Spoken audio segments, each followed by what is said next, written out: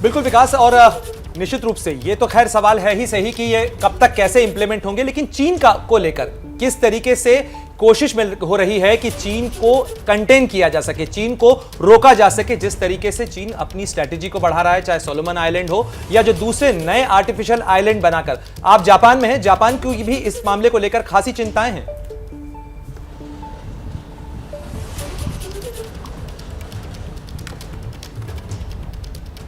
जी हाँ, बिल्कुल प्रणय। देखिए, जापान की खासी चिंता है। पूरा जो साउथ चाइना सी है वहाँ पर ज़बरदस्त विवाद रहता है, और आपको पता है कि चीन की जो दादागिरी है इस पूरे क्षेत्र में ज़बरदस्त चलती है। न केवल उसके मछुआरे तक दूसरे देशों की अंतर्राष्ट्रीय सीमा में जाकर मछलियों का शिकार करते हैं, और ये शिकार जो है वो ऐसा लगता होगा, भारतीय परिप्रेक्ष्य में बात की जाए, कि 2-4 लोग एक नाव में सवार होके गए और कुछ मछलियां मार लाएं। ये वैसा नहीं है। यहाँ पर व्यावसायिक स्तर पर मछलियों का मछली पालन होता, मछली को मारा जाता है, और बड़े बड़े शिप जाते हैं जो टनों मछली लेकर आते हैं। और न केवल उन देशों में जिनकी अंतर्राष्ट्रीय समुद्री सीमा में प्रवेश करके लाया जाता है उनको आर्थिक नुकसान पहुंचता है, बल्कि उसकी संप्रभुता को भी सीधे तौर पर चीन धमकाता है, धमकी देता है, उसको धक्का देता है। और इस केवल ये तो एक दो वो बातें हैं जो दिखाई देती हैं, सुनाई देती हैं, लेकिन उसके अतिरिक्त चीन इस पूरे प्रशांत हिंद महासागर क्षेत्र में अपनी ज़बरदस्त दादागिरी कर रहा है। भारत को भी वो अंतर्राष्ट्रीय सीमा पर धमकाता रहता है। भारत लगातार उसकी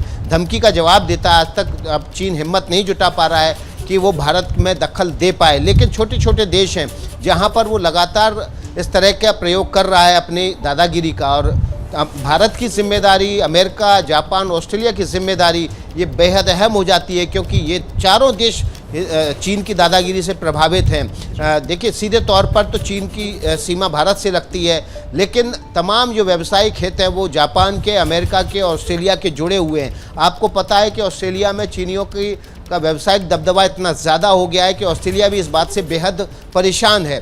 बड़ी तादाद में चीनी, क्योंकि उनकी करेंसी और ऑस्ट्रेलियन करेंसी का लगभग कीमत बराबर है, इसलिए वहाँ से अपने असेट्स बेच कर ऑस्ट्रेलिया में बस गए हैं, और बड़े शहरों के बड़े बाज़ारों पर और बड़े कंपनियों पर अब उनका कब्जा है। तो जाहिर तौर पर व्यावसायिक हित, देश के सुरक्षा पहलू, इन सब पर बहुत ज़्यादा जोर है। और जापान का खास तौर पर, क्योंकि जापान सीधे तौर पर जो साउथ चाइना सी है उसके विवाद से प्रभावित है।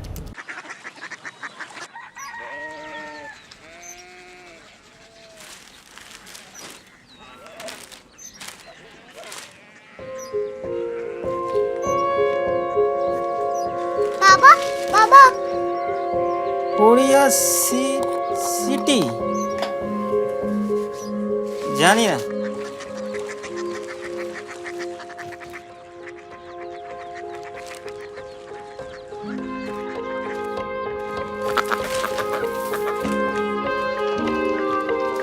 Korea city?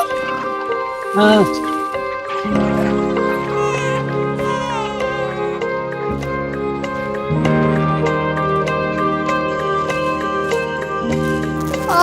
कोरिया सिटी कहाँ पे है? शहर अंग्रेजी लगे हैं।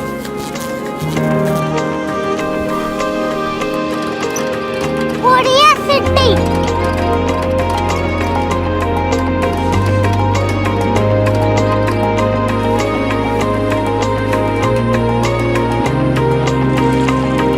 वो बहुत दूर है।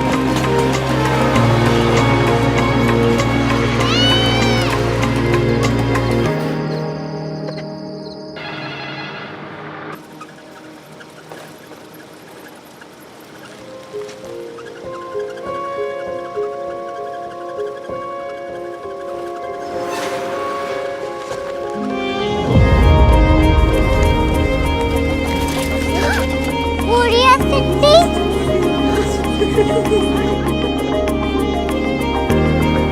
दुनिया कुछ लोग बड़े होते हैं। कोरिया सिटी कहाँ है? प्रोफेसर साहब को पता होगा। हो, ये छोटा वाला ग्लोब लगता है, और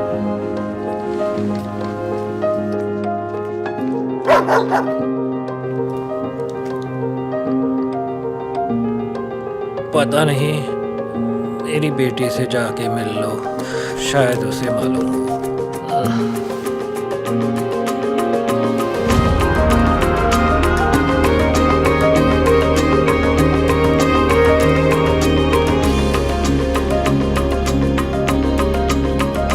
हाय। बाबा ने भेजा है। Come here. Korea city. Korea city नहीं, क्यूरियोसिटी। वो क्या? That's what brought you here? जो तुम्हें यहाँ तक ले आया।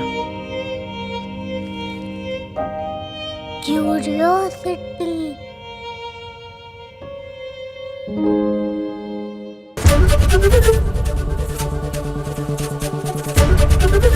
एबीपी न्यूज आपको रखे आगे।